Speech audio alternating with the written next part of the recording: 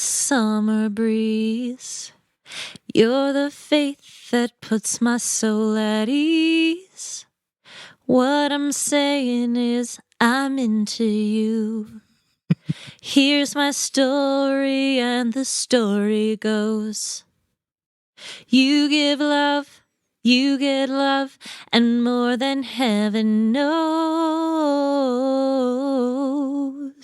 You're gonna see, I'm gonna run, I'm gonna try, I'm gonna take this love right to ya. All my heart, all my joy, oh baby, baby, please. Hurry, hurry. Well, that's all we've got time for this week. So see you soon. All of our 80s and 90s bays were singing along to that, I promise you. Yeah, I let it go that long because I was just like, what song is this? What song is this? And you know when you're like, I'll just have to wait till the chorus. Did you get it? Yeah, but because I I still didn't can't even remember sing the who chorus. I can't remember who it is. Rush. Rush.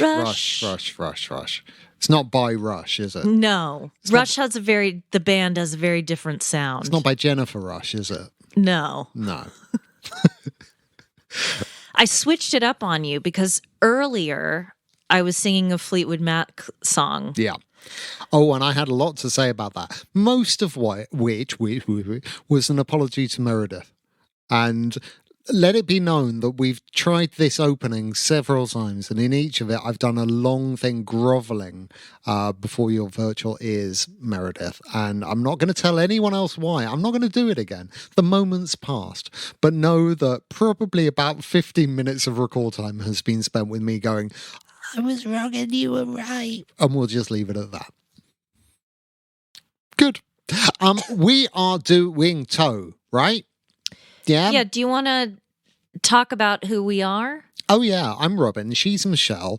We are a monogamous, married. That's right. International, reality TV recapping couple. Yeah. And this is what we do. This is what we do. We do it here, we do it there, we do it everywhere. You can join our Facebook group, which is Blighty Day Bays, BAES. You can send us an email, blightydayfiance@gmail.com. You can find our socials at Blighty Day. Our Patreon is paused because we took a little hiatus due to family sads. And we are slowly climbing out of the papaya. Yeah. Slowly. Just pushing the boat out a little bit. We want to make sure that we're able to deliver top quality bants like this. Yeah, all this amazing stuff. We still got it. We haven't lost it. Right? Oh, boy. Never have thousands of fingers tapped that forward 30-second button so quickly. I know. I'm not much of an announcements listener. No, if you've seen the state of this place, you know that housekeeping really isn't our jam. Ouch. That really hurts. Yeah, look, today we're talking about 90 Day Fiance the Other Way, your favorite and mine of the 90 Day universe, of all the different offshoots. We are also currently covering Married at First Sight Australia. So if you're new to this show and you want a new obsession, I would strongly recommend that you investigate and discover Married at First Sight Australia. Yeah, it's only just started airing properly in the UK, so you're all behind. You'll find we've done a few of those episodes. You can catch up on that. We are also planning on doing a little bit of coverage of Seeking Brother Husband. Don't know that we're going to do it in full because there are so many minefields in that show. It should be hosted by Lady Diana. A handful of people will get that joke, but I think that's fair. Yeah, look, it's not just that. It's just there isn't, without the religious extremism. Yeah. And the sort of, and the kinship of the women It's a very different show. It's to a Seeking very Sister different Life. show. Yeah. Very different show. Yeah. But we'll see what happens. Anyway, Toe, who should we start with today? Let's start with let's start with the most popular cast member, arguably, Danielle. Oh, brother. Yeah, let's. Well, it was a really fascinating episode with Danielle, wasn't it? There's nothing I like in this show more than seeing people going home and packing boxes. That's always my favorite bit.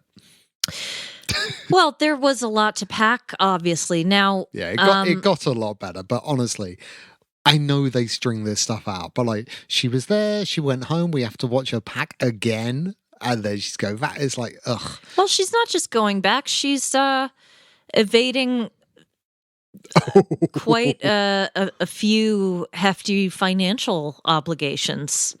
Possibly.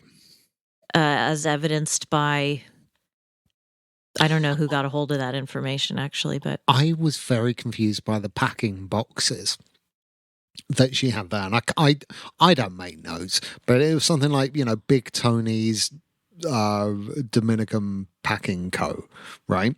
And did you notice that?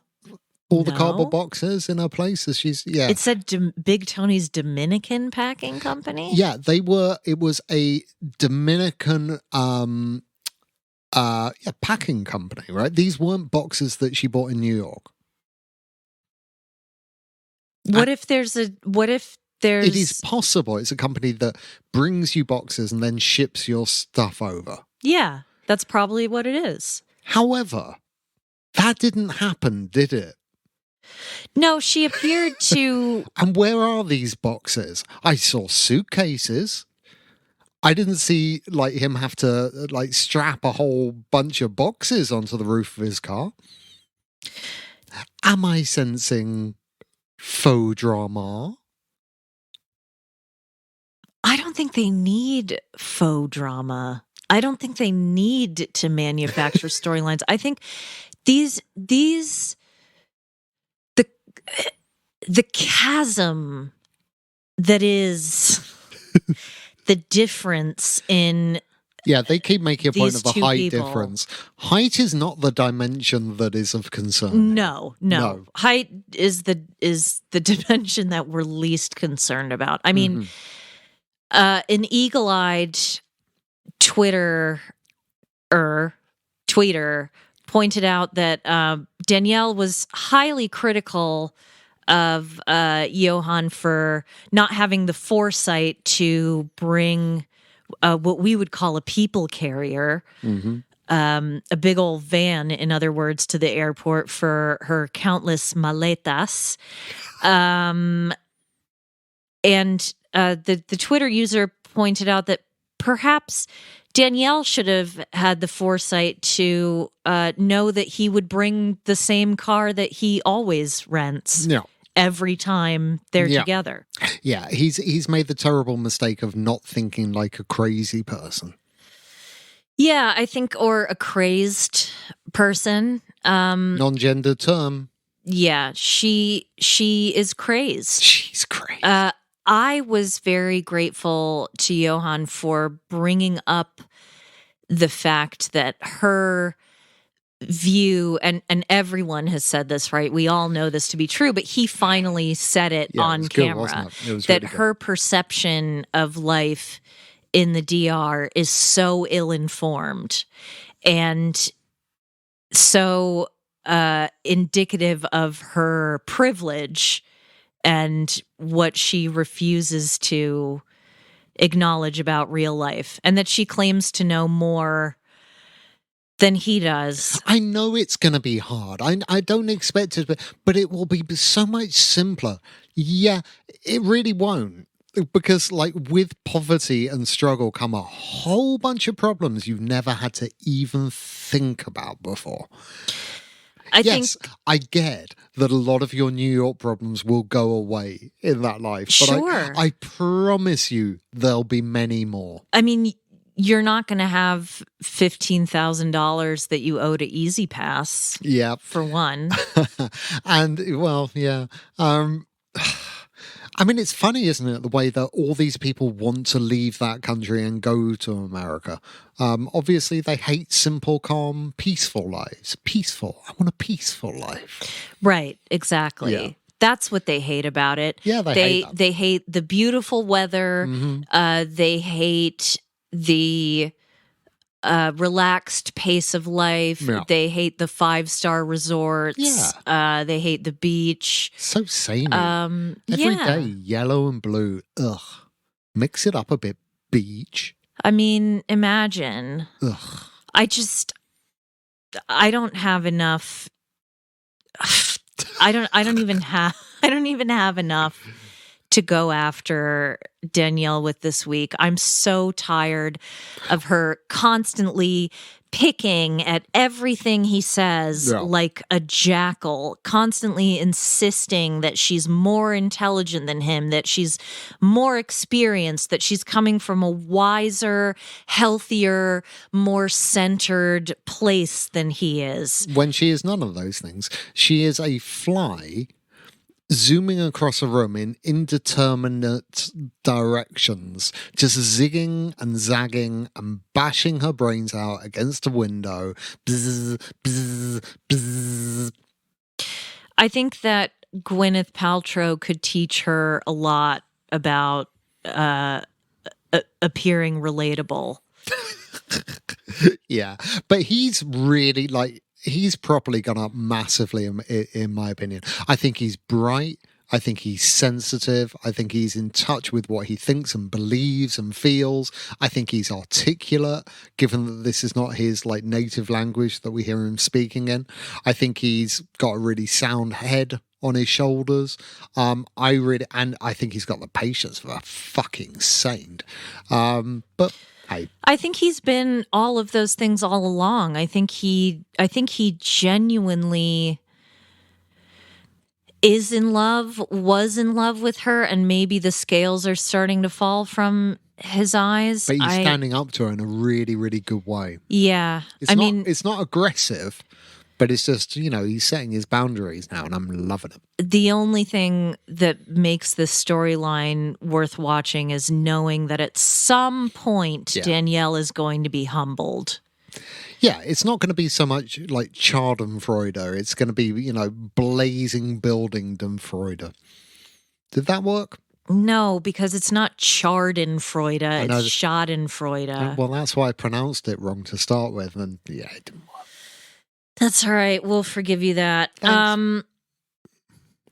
Horses for courses. Lots of horses in this episode. Those of you... By the way, TV producers, can you stop putting horses in your shows? Because my TV can't take any more of it. The bulldog just goes hell for leather at the TV whenever a horse comes on. He hates any animals on TV. Yeah. It's relentless on this show.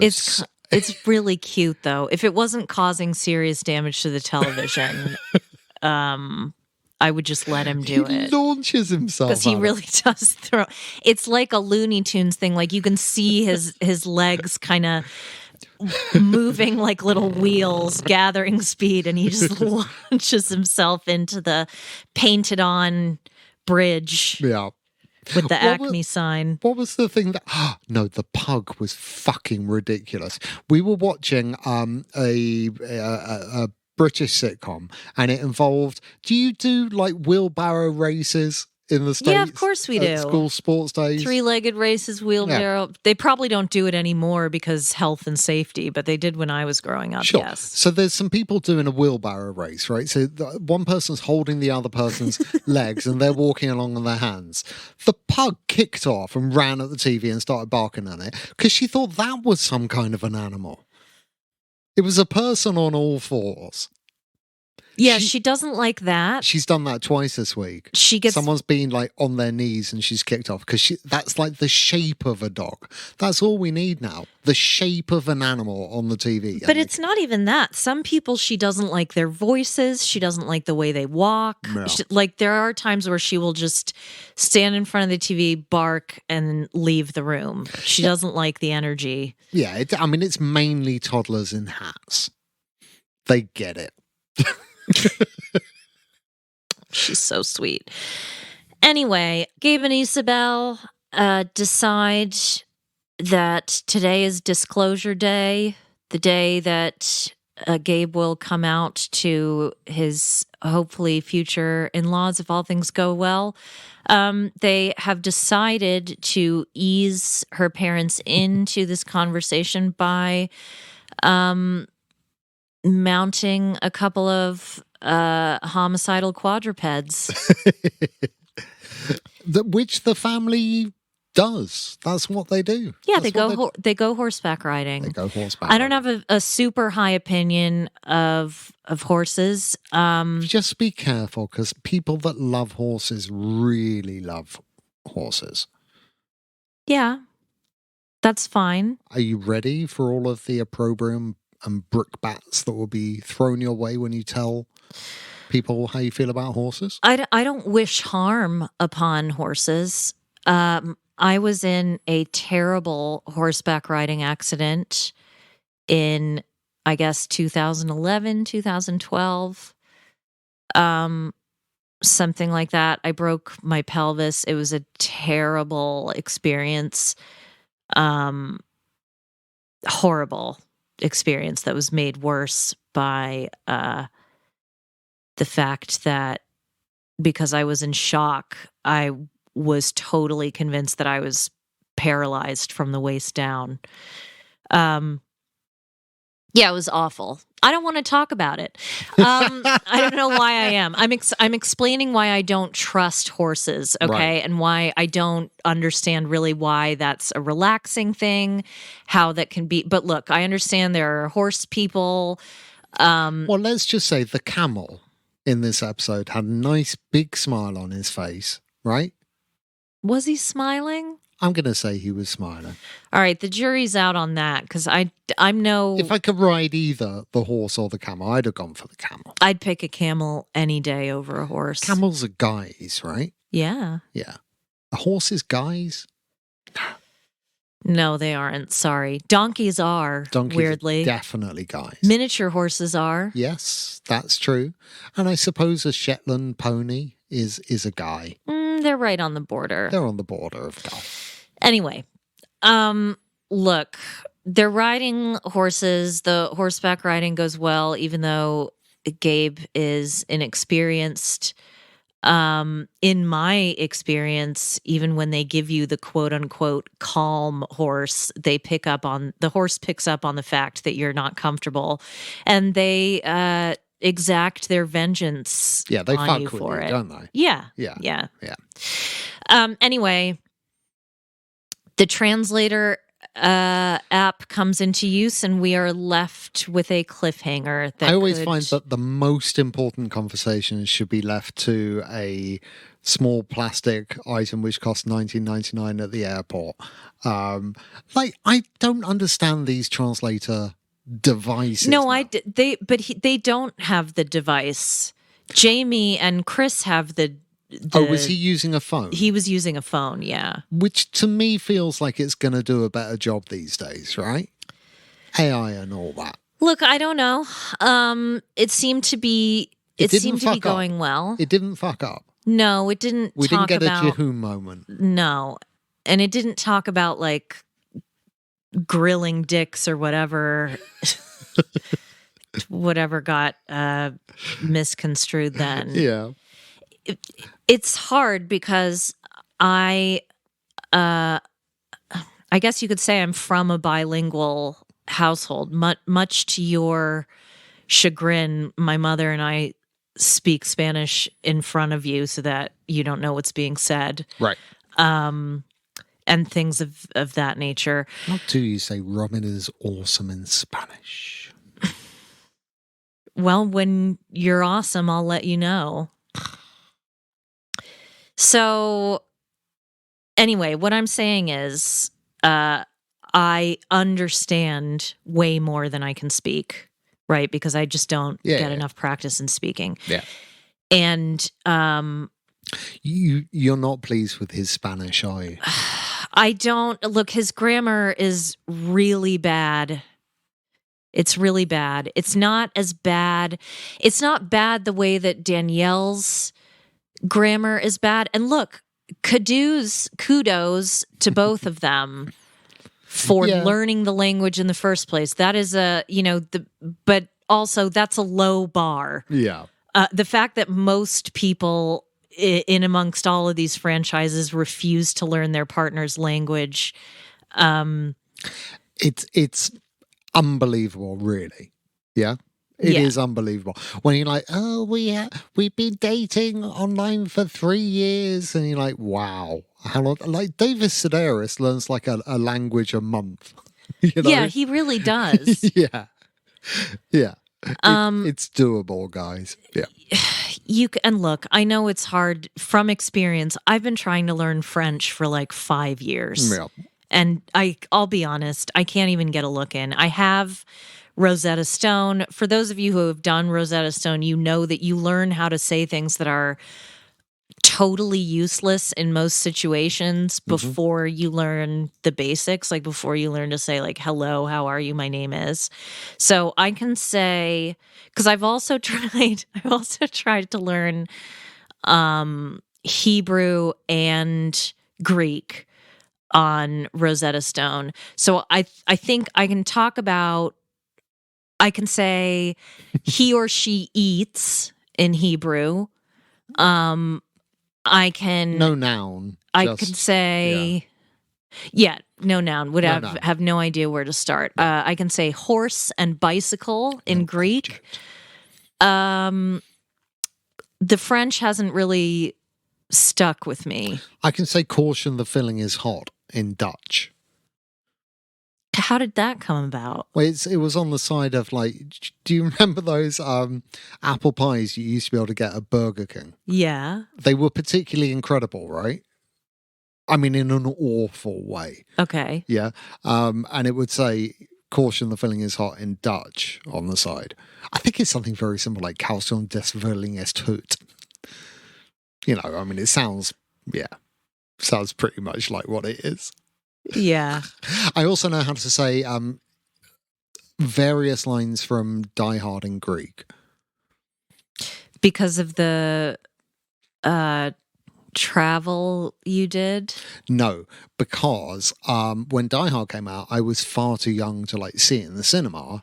But my friend at school, Christian Panay, had like connections with the Greek underworld, and he could get like any movie that we wanted like on VHS, but it would all be dubbed into Greek.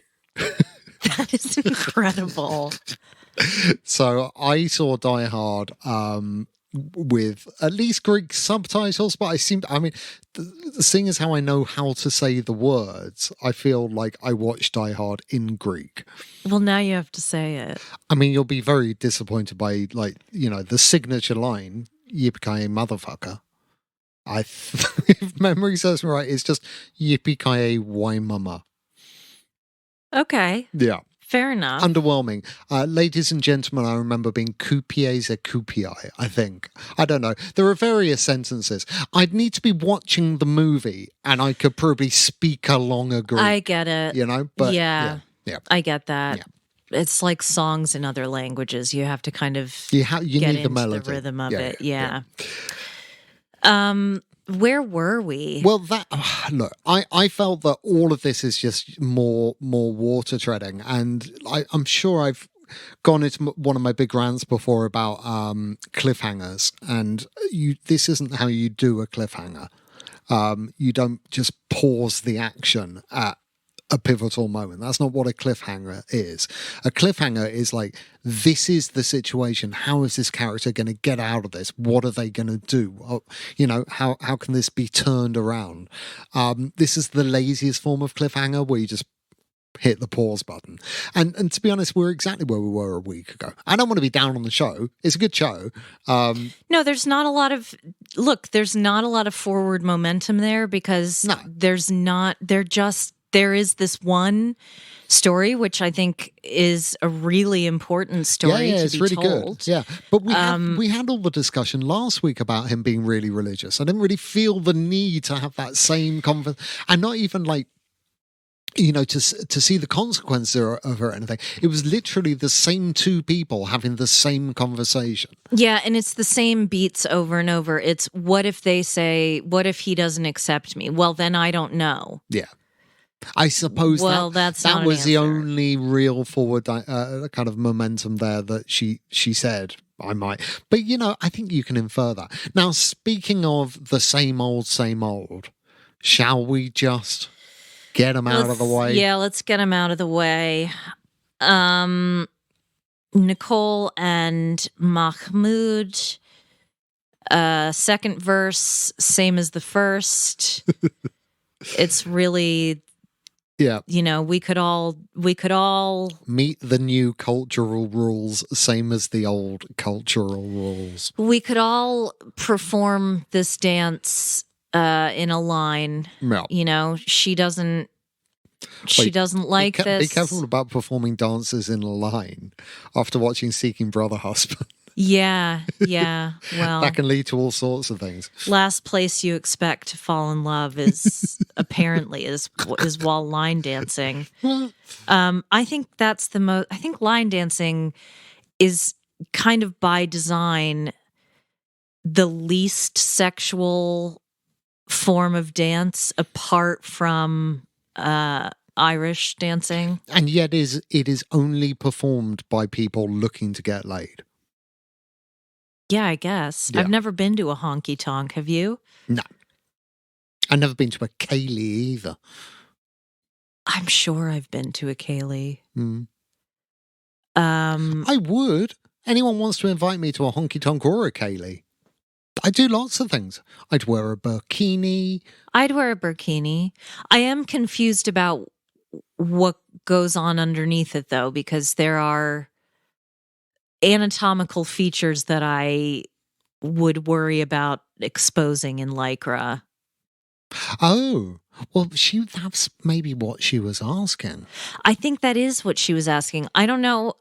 Anyone who has worn a burkini, do they have built-in gussets? Gussets and bras? I think they probably do, in the same way that swimsuits have padding in those areas. Yeah. Why not? Maybe that was the thing. Maybe that's all. And he's on such a hair trigger with her now, right? That she only has to mention anything to do with fabric in any way. And he takes it as, confrontation. I don't even know what that look was. That sort of, we talked about how he kind of did like the pouty Prince. Yeah, pouty Prince side-eye. Side-eye. Yeah. Prince was the master of that. Just doing these kind of, huh? Yeah, you can't see Robin's face, but it's it's a scowl, but it's also like, how dare you wake me up from this nap for this reason? It's that kind of grumpy. Yeah. It's very pure. Yeah. And honest. He definitely was given a shade. And I suspect that he's probably quite beastly when the cameras aren't rolling. And I don't like him, but I also I refused. I've said it before, blah, blah, blah, blah, blah, and I don't want to repeat myself, but the show repeats itself. But like, she has no right to pick a fight with an entire culture. It just, she would, were it not for the fact that she's in that place. It's just not how it works. Sorry. Really sorry. Like, the solution for them, and the one solution that they are not sort of thinking about is like, don't live in Egypt. You can compromise. You can absolutely compromise if you go and live in Malta, right? But you can't compromise there.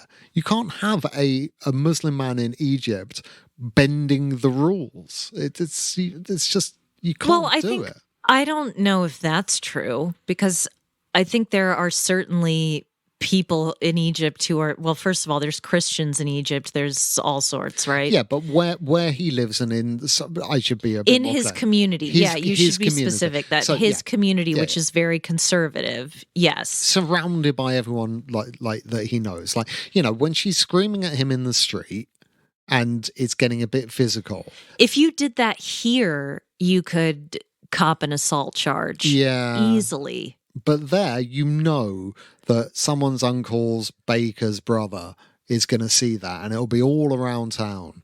And you know, there's all kinds of shame then. It's just going to really ratchet everything up for him, you know, which is why he's like, we don't do this here in the street. It's just not how it's done. It's not a good idea, considering how little she understands about the culture. Having an argument in the street is pretty brazen. Yeah. If I was in a country where I didn't know what the rule, I mean, I wouldn't do that here. First of all, I can't conceive of a scenario that would, where I would be that angry.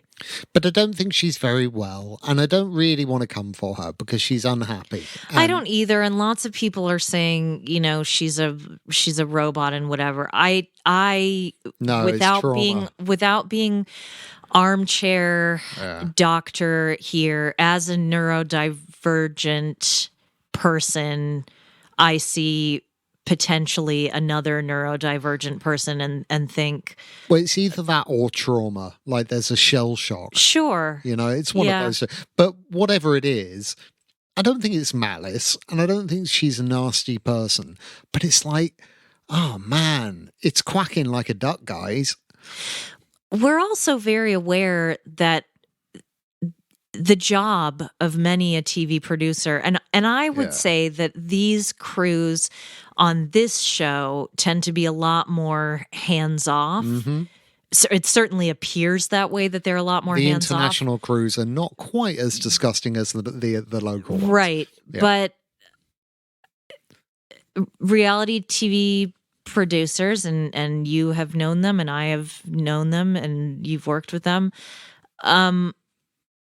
they do, you know, part of their job is to they're like the whips in Parliament. They have to, you know, get people into doing what they're supposed to be doing, which is entertaining us. Little do they know, this is not at all entertaining. It's not entertaining. Hard to look at. Yeah, it's horrible.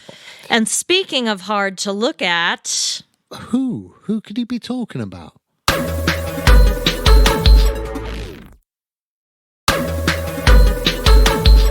let's talk about Chris and Jamie. I am, of course, not talking about the appearance of either of these women. I am talking about the impending train wreck that is coming along down the track, and how easy it would be at this point for either of them to extricate themselves from this relationship, which cannot work. It's not a train wreck. It's a fifth car crash. It's a fifth car crash. That's what it is. It's another successive car crash. Look, I arrived at our relationship. Oh, that is such a cute stretch from the bulldog. Come at us if you don't say big stretch every time you see your dog stretch or cat, I guess. Because if you don't say it, I want to know how you stop yourself from saying it. Yeah, we're particularly cruel to ours because whenever they yawn, we're like, yep. Yeah, we yawn along with them. Yeah, but we sort of point it out, and they must just get really fucked off with us. Like, yes, I yawned, okay? Oh, but that one, he's very happy. Yeah, he's very happy. Look, yeah, they go to this really pretty glamping pod, and it was a good pod, wasn't it? Yeah. Looked like a very nice pod. Yeah.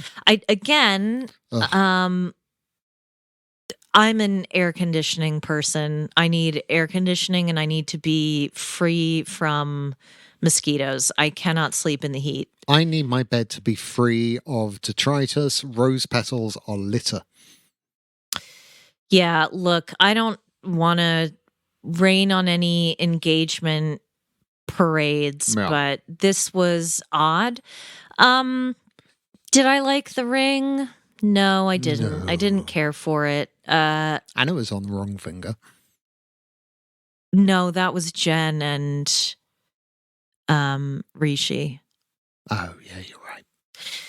Look, Zoe is an adorable dog. Yes, we got a lot of time for Zoe. We're quite doggy today, aren't we? Yeah. Yeah. Nice dog, awful couple. nothing in common whatsoever, no chemistry. There's just nothing there at all. This is two people wanting to prove a point either to people they know or to themselves, but not to each other. I think that's a little dismissive and a little harsh.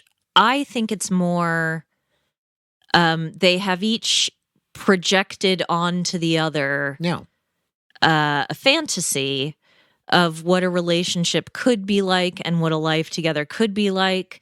And they are marrying on reliance of what might be possible. But the reality, which has already started kicking in, is, Jamie is signing up to take care of this person who at a minimum will at some point have to be in not just a neck brace, but a full on halo for the better part of 2 years, and she is not young. That's not going to be easy. No, it's going to be horrific to recover from. I will say though, I was quite impressed when she was like, this is the person I love. And so I'm here for them when they're in pain, which is more than I expected to hear from her. It's more than you expect to hear from me. Yeah, that is true. It's true. I don't have a good bedside manner, y'all. You've got a very low pain threshold when it's someone else's pain. Not much else to say about those. Oh, the meat buffet was like something that Julia Davis would conjure up on Joan and Jericha. Once again, the dogs were enchanted by that. Absolutely enchanted. I mean, that looked like... As was Zoe. Yeah, that was a couple... I mean, if I'm not mistaken, that was at least one hard slab of beef each, plus sausages, plus blood sausages. Yeah, but what were there were some things at the front of the plate, slightly on the side, and I couldn't work out. They were round. Were they potatoes? Was it like meat and there were like two little potatoes on each plate as well? Possibly, or they were more buñuelos, like those little like croquettes that she gave her, the little cheese croquette.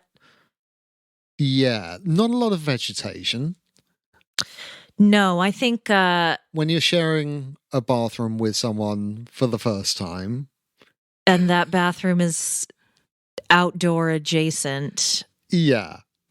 Well, there are some woods to go into. Have you pooped in an outhouse before? Well, I think we've had this conversation. My grandfather had an outhouse. Yes. Yeah. What was that? I mean, I've gone in an outhouse in hiking or camping situations. I've not done so in a domestic situation. Not very nice in the winter. Well, my parents rented an Airbnb that was, I think we can all say, outhouse themed. The owners really loved outhouses. The bathroom was covered in pictures of outhouses and illustrations. There was a little mini outhouse in the kitchen. What? Even, like a little tiny little outhouse. Little outhouse in a snow globe. Yeah, I'm not even kidding. Wow. So every time I see an image of an outhouse, I send it to my mom and say, just in case you're missing it. I'll post the pictures in the Facebook group if anyone is interested. Well, you see, you didn't realize the last place we stayed had an outhouse. Really? Yeah. That Airbnb in that village. Oh, yeah, the outdoor toilet. Had an outdoor toilet. Okay. Yeah. Yeah. I don't know. I prefer to go, al fresco. I don't need the chair. Right. If you're outdoors, be outdoors. Well, I would way rather, and I've spoken about this before, I'm interested to hear what other people think about this matter. If I have to choose between the side of the road on a highway and a filthy gas station bathroom, I will choose the side of the road every time. I don't care who's watching. Well, there's no one else's muck there, is there? Right. Yeah. And when I used to enjoy a drink or a night out, I would often use the facilities, as it were. I've not heard that before. And have you not? No, I love it. Yeah, it's good, isn't it? Yeah. Let us know if you've used the facilities. I remember when I were a teenager, the walk back from the train station to my parents' house was just a teeny tiny bit too long. Like, it wasn't that long, like a 15-minute walk or something. And at the 11-minute mark, invariably, I would need a drunken teenage piss. And you have your favourite trees, don't you? Did you have a favourite bush or tree growing up in your neighbourhood? It wasn't part of my daily routine, so no. Yeah, there was a tree. It was sort of opposite the 147 bus stop. That's sweet. It was weird. Can we talk about the weird parking lot urination thing? We were in a car park. It's such a weird thing for me to say. We were in a parking lot. Crap rack. Outside a grocery store. And look, I understand needs must, okay? But a public parking lot that's not near any woods, it's maybe got a bit of mulch on the edge, but no trees of any significant size. Very interesting local birds. A very interesting local man and his son chose to pee on the tree. There's no toilets anymore. Public toilets do not exist.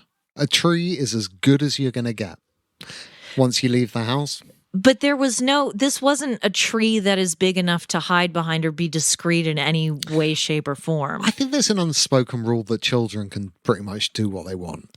And again, I think but little kids, right? Not like, I mean, I obviously wasn't going to look, but just gauging by the height. Yeah, it was like 13, 14 year old.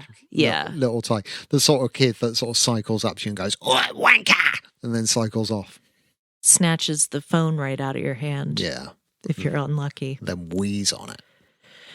That grocery store, if you ever want to know that you're in a bad grocery store, there's a nationwide shortage of eggs. I don't want to know what's behind it, but there just is. Eggs are hard to find. So weirdly, no shortage of chicken. Yeah, again, don't want to think about it. There was a broken egg on the floor in this grocery store, and instead of somebody cleaning it up, which can't have taken that long, it was just sat there with a cone next to it. It was just on the floor, and it was like a postmodern deconstruction of an ice cream. I mean, it was near the art supply store, so it could have been an installation. I don't know. Yeah. It could be a comment on, hunger or whatever. Boy, I knocked over when we were in bargains the other day. Mm-hmm. Did you and Alfie notice? I knocked like a little case of beer off a shelf and it totally smashed on the floor. No. Yeah. I didn't say anything. I was like, let's just go on to the next aisle, shall we? It was very badly stacked. It wasn't really my fault. Oh, my word. I didn't call anyone or draw any attention. But it's bargains. That store, I have to say, is B&M for our UK listeners. They've gone a bit over the top with the springtime garden ornaments. Oh my. It's a bit much. But that aisle was packed. like, people need word art for their gardens. At this time of year, they're like, how can I go outside without, the word love and family? Talk to us about whether you need a statue of a Victorian child sort of leaning against a toadstool. And I'm not talking about garden gnomes. I am talking about a 3-foot tall, life-size statue of a young boy who could easily be mistaken for a Victorian ghost child leaning against a toadstool, or a fairy of equal height with sparkly wings. There were some giant owls with the sort of reflective eyes. Yeah, there's always reflective owls. I think it's the fact that there's so many of them right next to each other in that tiny space that puts me off. It's creepy as hell. It's a great store. Should we finish recapping? You see, what we've done is what the show's done. There's very little content. How can we stretch it out?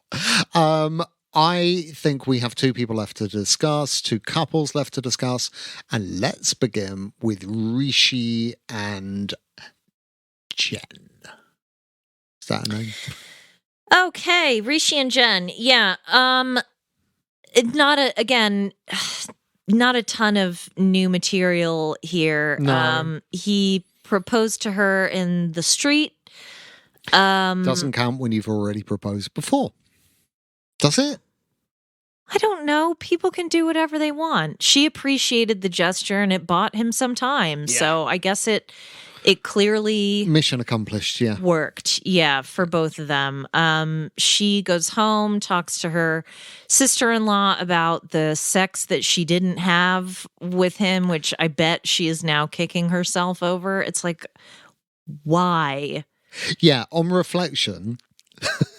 now you got to wait another 2 years. Probably should have got drained. Yeah. Hopefully it's not going to take that long. But look, who even knows? This is just... And her family don't have anything new to say either. It's the same stuff. It's, I don't trust him. Yeah. He's not going to honor this commitment.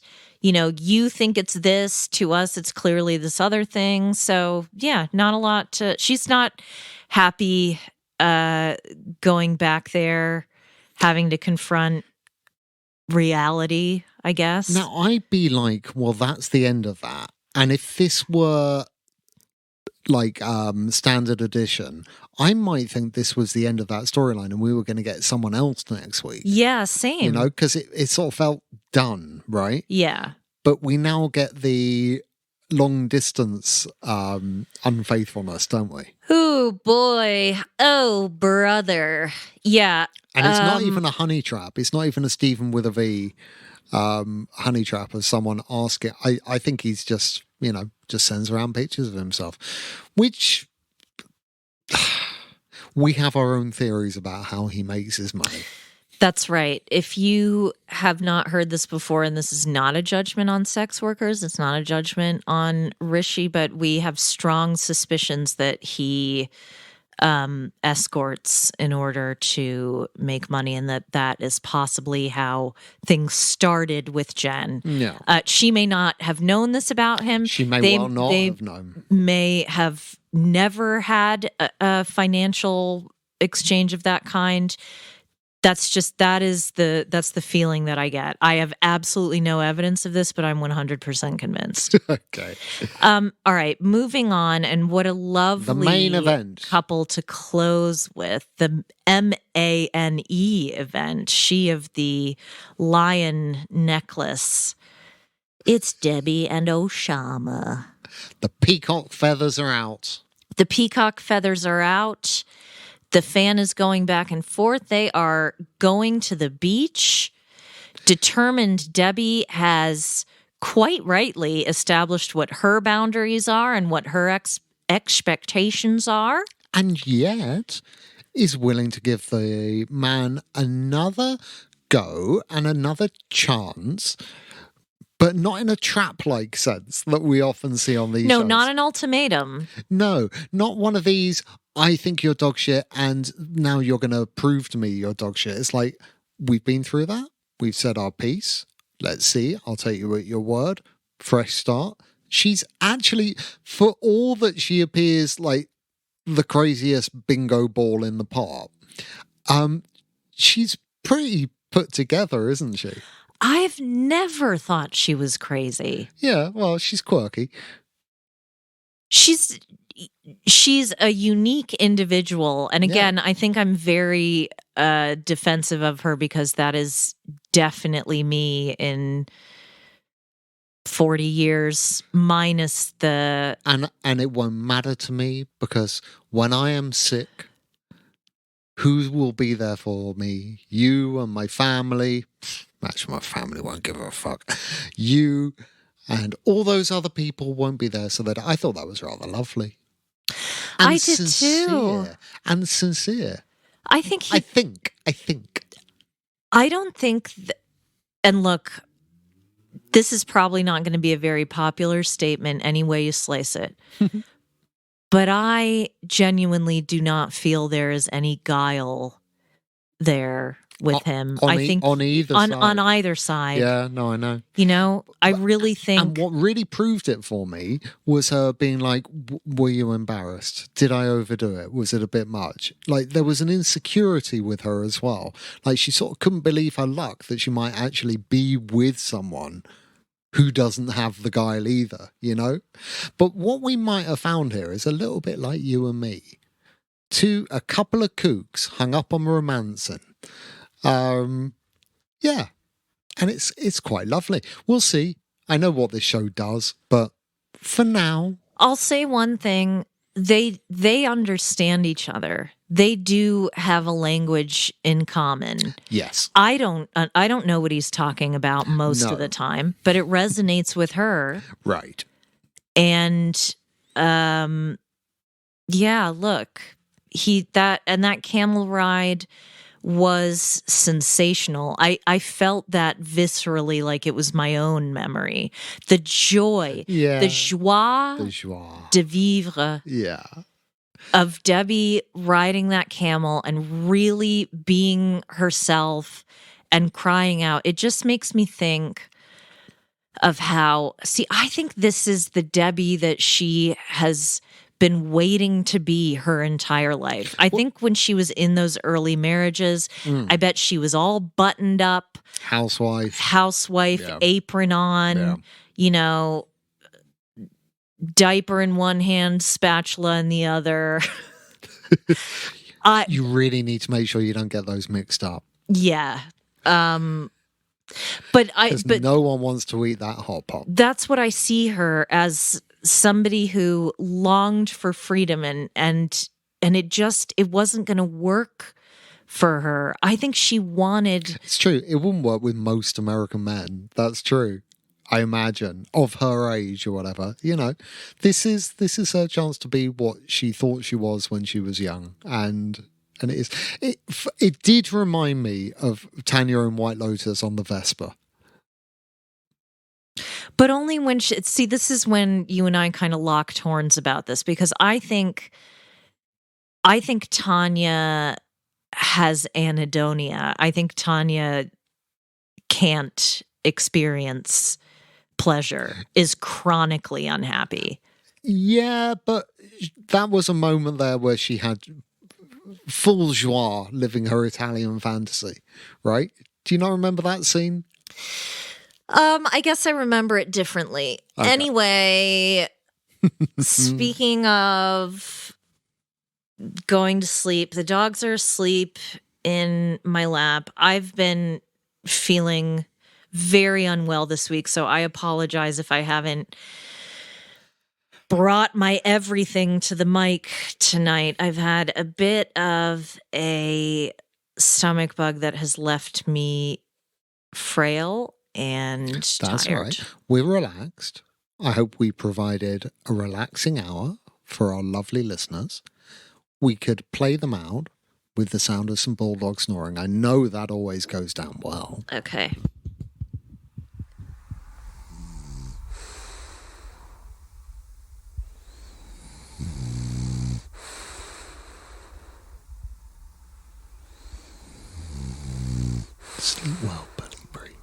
Love you guys.